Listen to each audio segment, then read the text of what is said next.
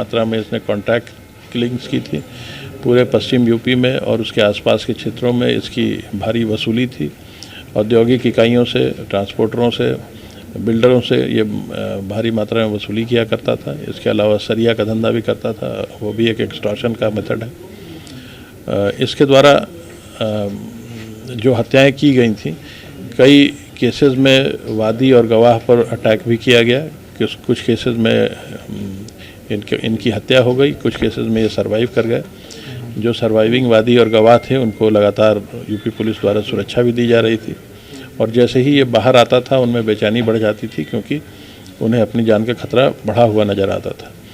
और इस प्रकार का शूटर होने के कारण एसटीएफ लगातार इस पर नज़र रखती थी। कल जब एसटीएफ ने इसे घेरा है तो इसने तत्काल एसटीएफ पर फायर खोल दिया।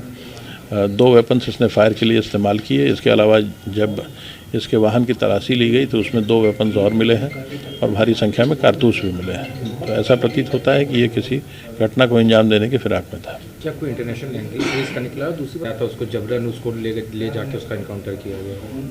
ये परिवार तो इस तरह की बातें कह सकता है, लेकिन जो इनकाउंटर की परिस्थितियां हैं वो आप लोगों ने भी जा करके मौके पे देखी। और इसके पास से जो वेपन्स भी बरामद हुए हैं, बड़ी संख्या में वेपन्स, कारतूस भी मिले हैं।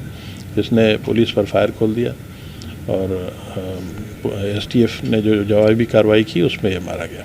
एक आखिरी सवाल है, इन पर भारी इनाम यूपी पुलिस द्वारा घोषित है और ये प्रयास चल रहे हैं कि इन्हें जल्द से जल्द गिरफ्तार किया जाए। मात्रा में इसने कॉन्ट्रैक्ट किलिंग्स की थी। पूरे पश्चिम यूपी में और उसके आसपास के क्षेत्रों में इसकी भारी वसूली थी। औद्योगिक इकाइयों से, ट्रांसपोर्टरों से, बिल्डरों से ये भारी मात्रा में वसूली किया करता था। इसके अलावा सरिया का धंधा भी करता था, वो भी एक एक्सटॉर्शन का मेथड है। इसके द्वारा जो हत्याएं की गई थी, कई केसेस में वादी और गवाह पर अटैक भी किया गया। कुछ केसेस में इनकी हत्या हो गई, कुछ केसेस में ये सर्वाइव कर गए। जो सर्वाइविंग वादी और गवाह थे उनको लगातार यूपी पुलिस द्वारा सुरक्षा भी दी जा रही थी, और जैसे ही ये बाहर आता था उनमें बेचैनी बढ़ जाती थी, क्योंकि उन्हें अपनी जान का खतरा बढ़ा हुआ नज़र आता था। और इस प्रकार का शूटर होने के कारण एसटीएफ लगातार इस पर नज़र रखती थी।